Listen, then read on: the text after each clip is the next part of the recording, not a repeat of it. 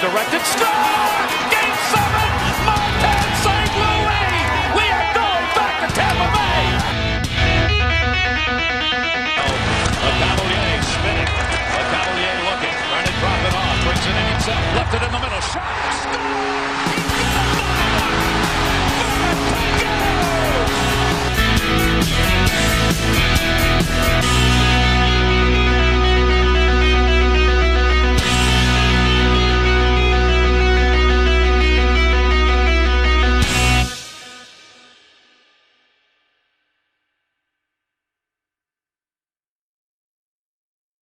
Hey everybody, welcome back to another episode of Quick Strike, where we recap all of the Lightning games that have been going on these last couple of days. As always, my name is Jake Ricker. I'm here with my friends Phil and Michael, and we have a special guest with us today. It's Eric. Eric, how you doing today?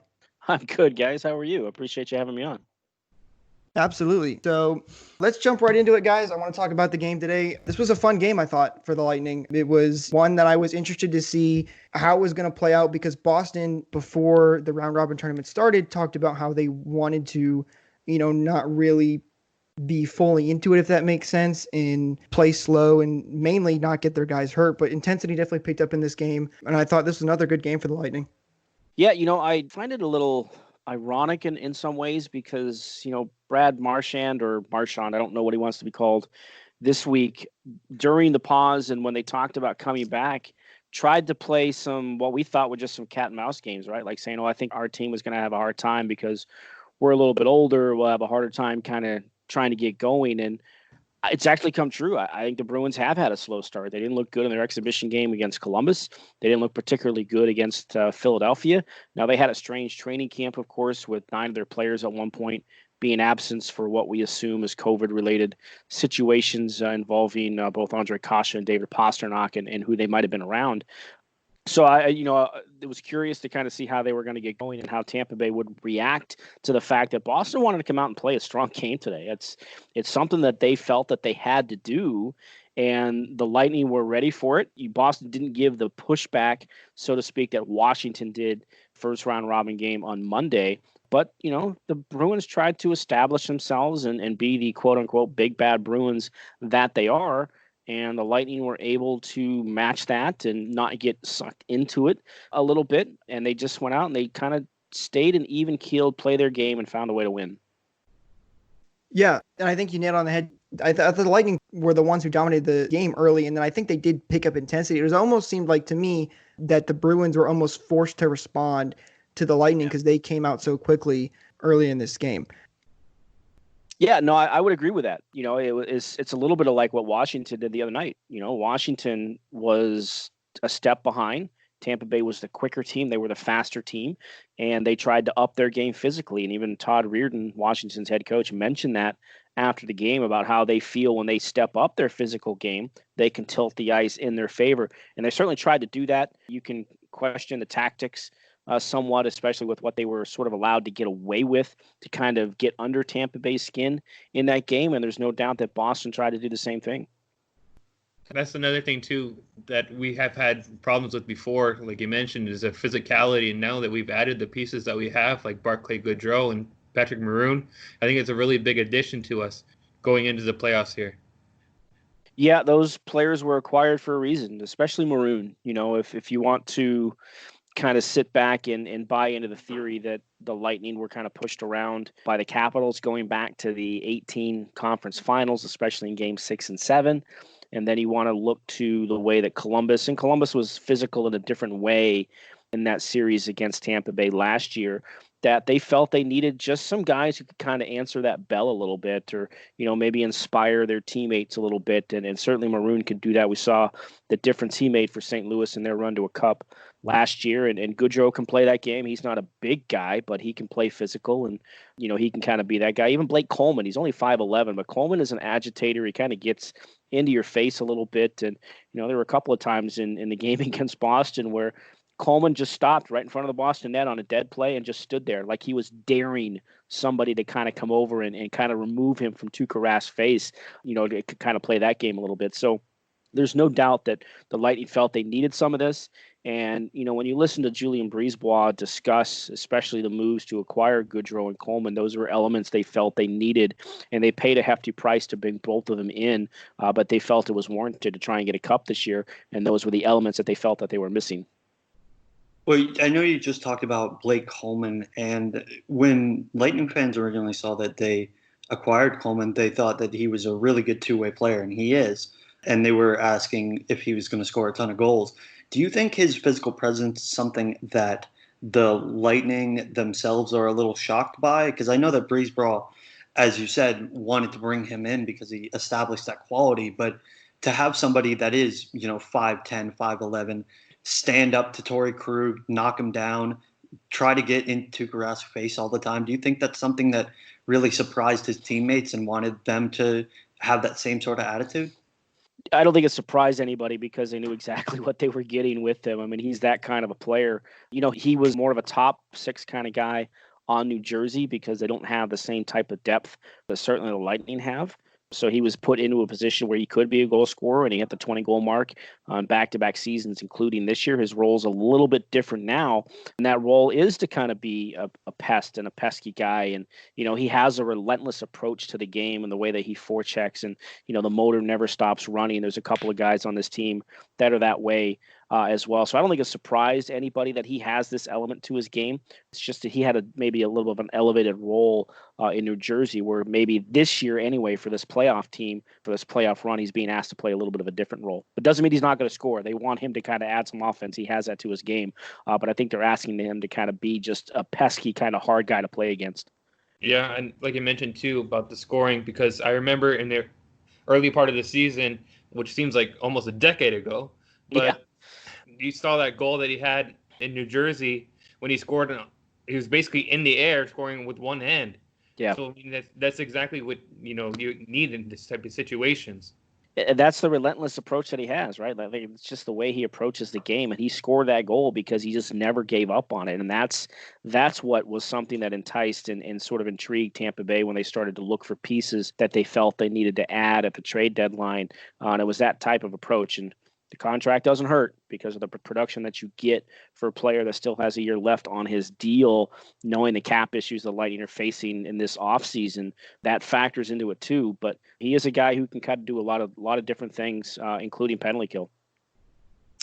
Yeah, those guys I think were huge additions for the Lightning, and I'm excited to see how they continue to work with the team. Obviously, they only got so much time before the season was put on pause, and I think that now that they've had time to work with the team more and kind of get used to this new environment, I think they're going to become more and more of an asset and more working well with the team going forward. And speaking of Goodrow, I think he had a very good game today. He was one of the standout players for me in today's game. Now, he was mostly involved in a lot of fights and scrums, and obviously a lot of people are going to talk about the hit from Goodrow in the third period, which I don't know about everybody's opinions on this. I know I've seen some variations from Twitter. It was definitely not the best hit, I think, but for me, when I look at that hit, the player who shot the puck, I can't remember who it is off the top of my head, but he went low on one knee to shoot the puck, and then there was definitely what looked like some contact to the head. What do you guys think, though, on this as for player safety? Well, it's going to get flagged. There's no doubt about it. It was Anders Bjork that he hit, and it'll get reviewed, as everything like this does get reviewed. The question that you kind of have to ask is, was the hit avoidable? Bjork was already down. The head contact is made because he was down, but was there an opportunity for Goodrow not to deliver the hit and follow through with the hit? And that's where the interpretation comes through, and what player safety is going to have to look at and dissect in terms of whether or not there's going to be supplemental discipline on it. At face value, I think it definitely is something that strongly leans towards a potential suspension. But the fact that he was on his knees is something that's kind of going to come up in debate, and we'll find out, if not by tonight, certainly by tomorrow. Lightning don't play till Saturday against Philadelphia, so there's a couple of days for something to come out. But my guess is there will be at least a conversation and a phone call before they make a determination whether or not they're going to review it officially. Yeah, and that was my big thing too, was with him being so low that this kind of changed the hit. I think if this is both standing up at normal size, I don't think this hit is talked about at all. Michael, I know you were big on the hit, and I know you were talking about earlier before we started the show that his range of motion of the way he came up after the hit seemed like, that wouldn't work in his favor. Yeah, so, was the hit avoidable? I'm not really sure because it looked like Goudreau was trying to go get the puck from Bjork more than anything, and he didn't really have an opportunity to stop, but it looked like his arms were coming up as he was hitting Bjork, which is never a good look because it looks like the elbow is going towards the face. So, in my opinion, I think he's going to get suspended. I just don't know if, and maybe Eric, you'd be more suitable to answer this question, would they hold him off in terms of suspension in the round robin and just suspend him for a couple of games in the playoffs? No, if there's a suspension, it's going to come right away. This is different. Think back to Brendan Lemieux from the Rangers, right? Lemieux had a bad hit right. I think it was literally the day before the NHL went on pause back in March, and the player safety even back then said that he'll have a hearing for it. Then obviously the world went to hell. But when it got back to the return to play format, the league then did rule on it. You're suspended 2 games, but you don't have to sit out the exhibition game. This is not an exhibition game. This is a quote-unquote playoff game, even though it's not. So they won't sit and wait and say, no, you have to wait till next week to serve a suspension. If there's a suspension, it's going to come, and it will include, if it's multiple games, which I don't know if it would be. I don't know if Goudreau has any sort of a history, and sometimes that factors into these things. But if there is a suspension, it definitely would include Saturday's game. They wouldn't wait until the playoffs, the official playoffs next week. Got it. One thing I want to talk about from the game that I thought the Lightning did really well in this one is how they responded after the Bruins scored a goal. I thought for majority of the game, the Lightning played really well, minus part of the second in the early parts of the third. But something I noticed is that when the Bruins did get their goals, I thought the Lightning responded very well. They kind of shut down the Bruins offense. And even though they didn't get a ton of offensive chances during this time, I thought they played really well and responded well, which is something I don't think they did in past years. Yeah, that's, I don't know if you want to call it maturity or understanding or, all you gotta do is go back and look at like last year against Columbus when they lost game 1 the way they did. They didn't recover. They didn't know how to handle it. They looked lost. They looked stunned. And now in these 2 games, in small sample size, but in these 2 games, they've lost 2-goal leads. They've gotten out to good starts and they've lost the leads, and they haven't panicked. They haven't let it affect their game. They just go out and continue to play. They don't worry about the non-calls that are coming. They don't get frustrated in that way. They just want to go out and play. And if you look at the history of some of the teams that have had success in the playoffs, I mean, the Bruins are the perfect example. They just go out and play. They don't worry about the nonsense. They don't worry about teams trying too much to get under their skin. They don't worry about, if things don't go their way. They just go out and play. And they had to learn that lesson too. You go back to, they won the Cup in 2011. Remember 2010, they blew a 3-0 series lead to the Philadelphia Flyers. So some of those players who were younger players at that time, the Bergerons and the Marchands and some of those that are still with the team, David Krejci, they had to go through that hard lesson. They came back the next year and won the puck. So it's an understanding. Sometimes you have to go through difficult situations from a sports perspective to understand what it's going to take, how you can handle yourself maybe a little bit better the next time you're presented with those situations. So I think in a lot of ways, it's a sign of a maturing team that has some veterans now, Steven Stamkos and Alex Killorn and Tyler Johnson. They're not 22 years old anymore. They're 27, 28, 30 years old. They've been through these things. So it's an understanding of how to deal with them as well. Yeah, and I think that has a lot to do with it too, like you mentioned about the maturity, because you could see it almost, like you said, about in Columbus, after they lost the first game, it was like, what are we going to do now? And then it's like they almost gave up. Because you would have thought that coming back for game 2, they could have shrugged that off, and they didn't. And they just looked like they were waiting for something bad to happen rather than going to try out and shift things in your favor. They were just kind of just skating through areas. You're like, what are they doing? What's wrong with them? They don't look like themselves in a lot of ways because they weren't themselves. They were shell-shocked. And honestly, that hung with them probably through the middle of December of this year, trying to shake that off and continuing to be asked the questions and everything else that, us in the media do, in these scenarios. So by the time they got to December, though, they shook all that off and kind of turned themselves around and put them in the position that they're in right now. I wonder if that has to do with also the break that they had. I wonder if they worked on them, like not because they're not really with the team, right? So I wonder if they worked on themselves, not just physically but emotionally as well. Well, there was definitely a lot of communication and Zoom chats and everything that went on during the pause for the players, and I'm sure that stuff was discussed and brought up, especially when you have players, you get a handful of them who weren't here last year, right? Like Pat Maroon wasn't here last year. Kevin Shattenkirk wasn't here last year. Zach Bogosian and Goodrow and Curtis McElhaney. None of these guys were part of it last year, so maybe it just kind of brought everything together and just gave a different perspective and an outlook as you had more time than we all would have wanted for them to reflect and kind of think about ways to push past last year and put themselves in a better position for this time around. And I'm going to use this phrase until I'm blue in the face. When Julian Breezeball used it when he talked to the media right before training camp opened, embrace the suck and dance in the rain. They don't want anything to bother them. They're just going to go about their business. And I think that's kind of the renewed attitude that they have. Yeah, that's a great quote from him. It's one of my favorites. I know I saw a couple people on Twitter making it their name as well, too. So yeah. I think also I want to talk about in the game, Vasi. We talked about the 2-0 leads that they blew in both this game and the last game. I think Vasi, for the most part, has played a very solid game. He's made some great saves, like in the shootout against Washington. He made some great saves again today. But I do think there's been a couple of times where he hasn't been able to handle the puck, and they've ended up trickling through, and someone's been able to grab the rebound. Now, this is to be expected too, players coming back from a pause. I was expecting the Lightning to show more rust than they did in these round robin games and exhibition games. I think they've actually done a fantastic job, obviously, with, being 2-0 in the round robin tournament. But my one concern is Vasi having a little bit of a hard time handling some of these pucks. I think, when we get into the deeper of the playoffs, this is a mistake that could potentially cost you a game very easily because you may not have that chance to be up 2-0 like they are in these last couple of games. I don't know if you guys feel the same, though. It's a bit of a concern. I mean, he's been sharp in a lot of areas. You think back to the exhibition game and the 2 or 3 breakaways that he stopped in that game against the Panthers. Third period against Washington, he was really good when the Capitals kind of had some pushback in that. And today he made some good saves too. And the fact that all 4 of the goals that he's led into this point have come off of screens or deflections in front, traffic in front, where you can't quite get a handle on the puck. And, that's a thing you like as a goalie, you can't replicate that in practice.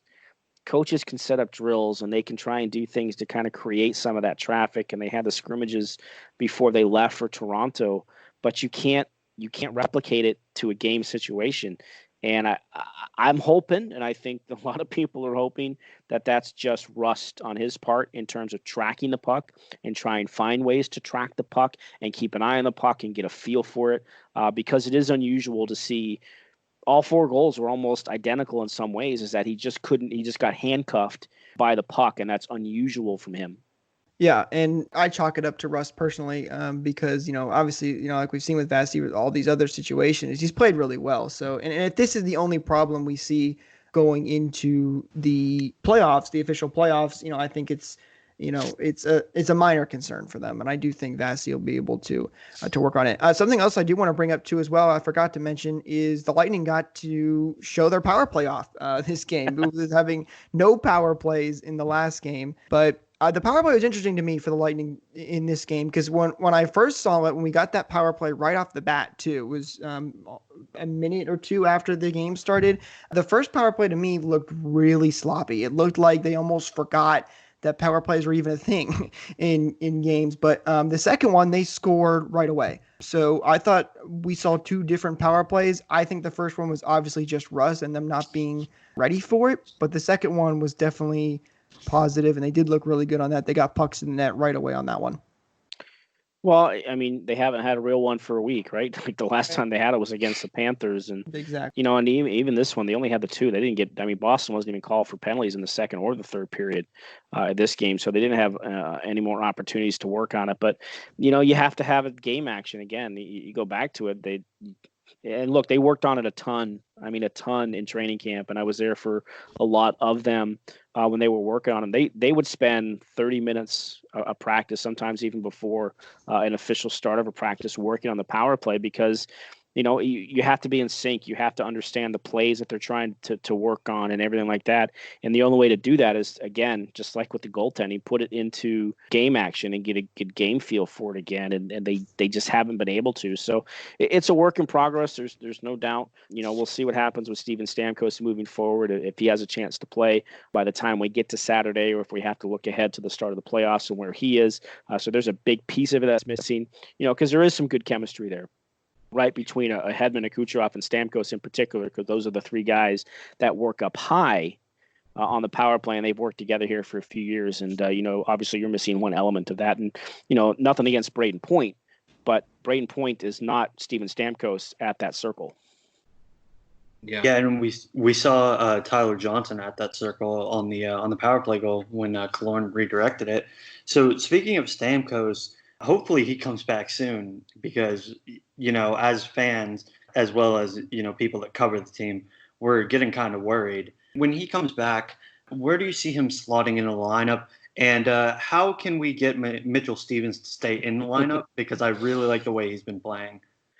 Yeah, well, we don't know the status. The team won't practice until Friday, so we won't get any sort of an update on Steven Stamkos and where he's at in terms of trying to come back and if he'll be available on Saturday. But when he does come back, I don't think you're going to break up the Palat, Point, Kucherov line right now. They've been really good here in the 3 games that they played, including the exhibition against Florida. Look, I like the Gord, Goudreau, Coleman line. I think that they could be a very annoying line to play against for a number of reasons. So I don't know if you're going to break that up, but probably Stamkos slots in there with Cirelli and Killorn. And then you have to ask yourself, what do you do with Tyler Johnson? I mean, we saw it again today. Tyler Johnson tends to step up in big moments. He's a big part of this team. He's been a big part of their success over the last 6 seasons.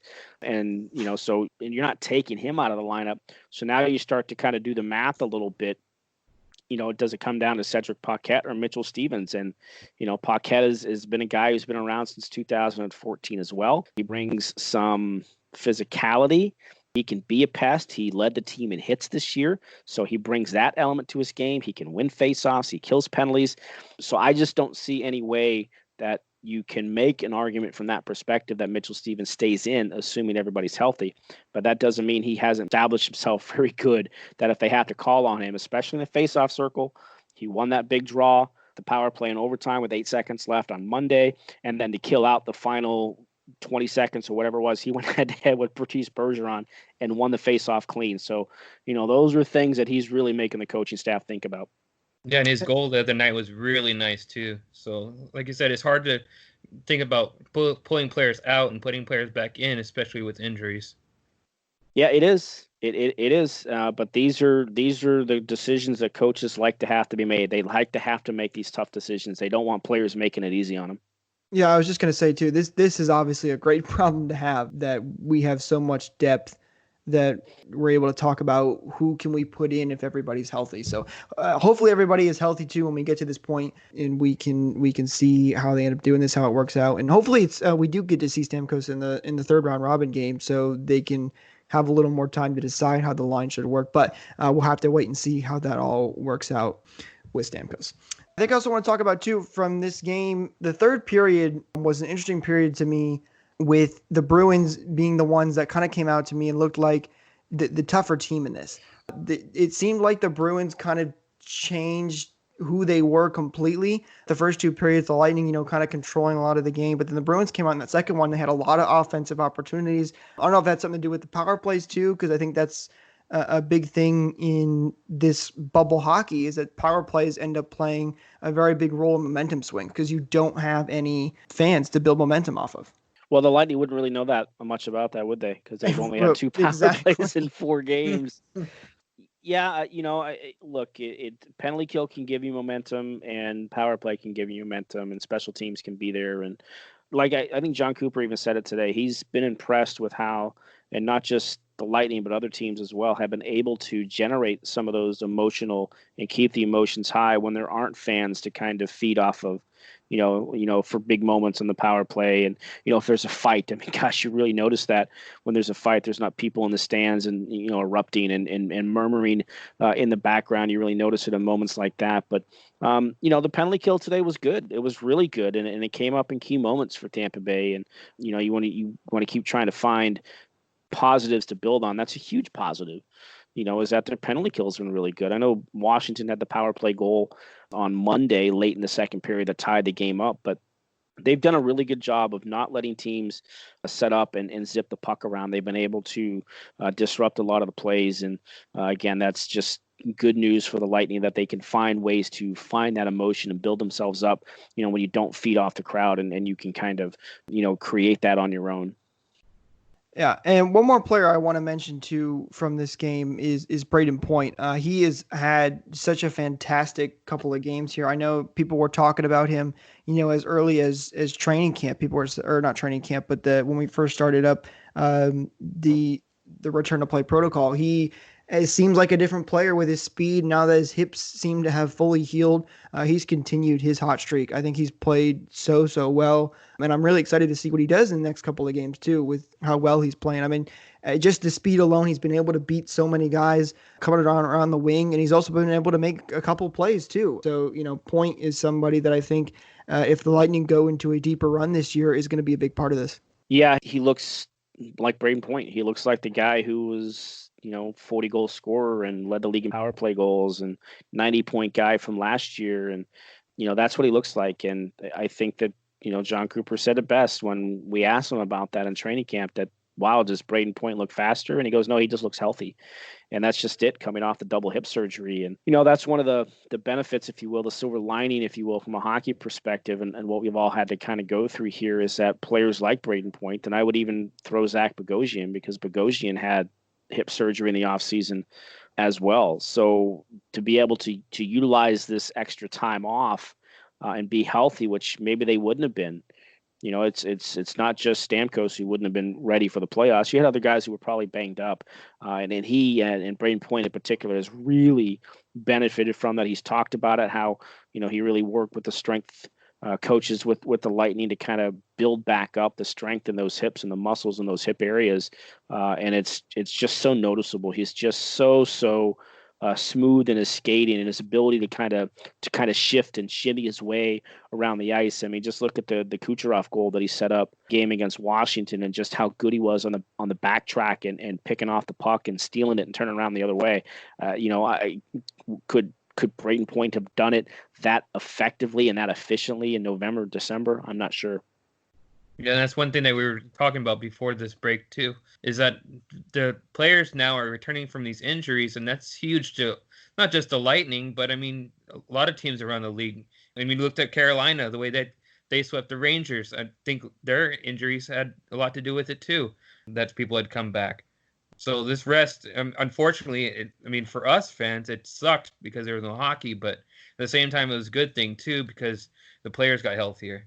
Well, all you can do is look at the Columbus Blue Jackets, right? And we'll see how their series goes with Toronto. They're, tied 1-1 as we talk here, but no team benefited from the break in terms of the injury front than Columbus. I mean, Seth Jones was out, Cam Atkinson was out. Those are two huge pieces of their team. I think at one point this year they had 13 players out due to injury, so they were able, especially Jones. I mean, he's such a beast, on the back end, logged so many minutes for them, and the Lightning benefited from it too. Like I said, it wasn't just Stamkos. Remember, Ryan McDonagh had just come back from a foot injury when we hit the pause. Jan Rutta was still out when we hit the pause. Victor Hedman, he missed a couple of games leading into the pause. We weren't sure. We don't even know what it was at the time, but he missed that Toronto game, because of an injury. So all the teams benefit from it. The hard part was just trying to find ways to get back and find the chemistry and remember all the stuff that you were doing. I mean, that's a long time off for hockey players in particular, especially being off skates. They went from March the 12th until June 13th. They went 3 consecutive months without ever having a chance to get on the ice for most of the players, not everybody. And it's hard to kind of work your way back from that. But the one silver lining in it all is that players did get to heal up, and that's why everybody talks about, oh, there should be an asterisk on this year, whoever wins the cup. Actually, if you're going to put an asterisk on it, it's going to be because it might have been the hardest one to win because everybody basically was at full strength heading into it. So just looking ahead, because I know we talked about the game and all of the big parts of the lineup, but for the first round series, I know we haven't clinched the number 1 seed yet, but I believe the lowest we can finish is now number 3, I believe. But correct. Again, it's looking pretty likely it's going to be 1 or 2. Is there one particular team or one particular player on a team that you just, as a reporter, are going to look at and say, well, they're going to be a really tough opponent or a really tough player to stop? Well, if you watch the way Carolina played against the Rangers, Sebastian Aho, I mean, he just took over that series, and and both him and Svechnikov. I mean, you think about what they 22 and 19 years old. I mean, it's just ridiculous how young they are and how good they are. And that's a good team. That you talk about what's on their back end and their D, and they did that without Dougie Hamilton, who, again was another player who was supposed to miss the playoffs, but he came back and he was ready. He actually got hurt again in camp for the Hurricanes, but he is expected to be back. I mean, that's a team for me you'd probably want to avoid. If you're the Lightning in this situation in the first round, and think of the damage that they could do, and whoever ends up playing that team is going to have their hands full because they're a little bit deeper than probably a lot of people think, and their top end, their top line there with Aho, Svechnikov, and Teravainen was just fantastic in that series against the Rangers. So that would be a scary team if I was looking at anybody that we've seen here in the reboot, if you will, of the season to get things back in the Eastern Conference. But the thing about the East, it's so much deeper than the West in terms of quality talent. I mean, the Rangers are a team that probably, I think their points totals would have had them 6th in the Western Conference. And here they were an 11 seed in this. So the East is deep, and whoever Tampa Bay ends up facing in the first round is not going to be an easy matchup. Yeah, that's definitely true. There's a lot of good teams. I mean, just looking at too with all these games going on, we've had a lot of upsets too. A lot of teams that normally people wouldn't expect to win are winning their games, and it just goes to show you that anything can happen, especially in the playoffs, and it's going to make it tough. So Phil and Michael, do you guys have anything else you want to talk about before I wrap it up? No, I just wanted to say thank you, Eric, for being on our show. I really appreciate it. I know you're a busy guy, especially during this time of year, but it means a lot. It's my pleasure, guys. I enjoy talking hockey with anybody who's willing to have me on. Appreciate it, Eric. Thank you. If you did enjoy this episode, please be sure to subscribe and leave a like. And be sure to check out Eric, too, on Twitter. Follow him for some awesome Lightning content and check out his website, too, for all that kinds of good stuff. So we'll talk to you guys for the next one. See you.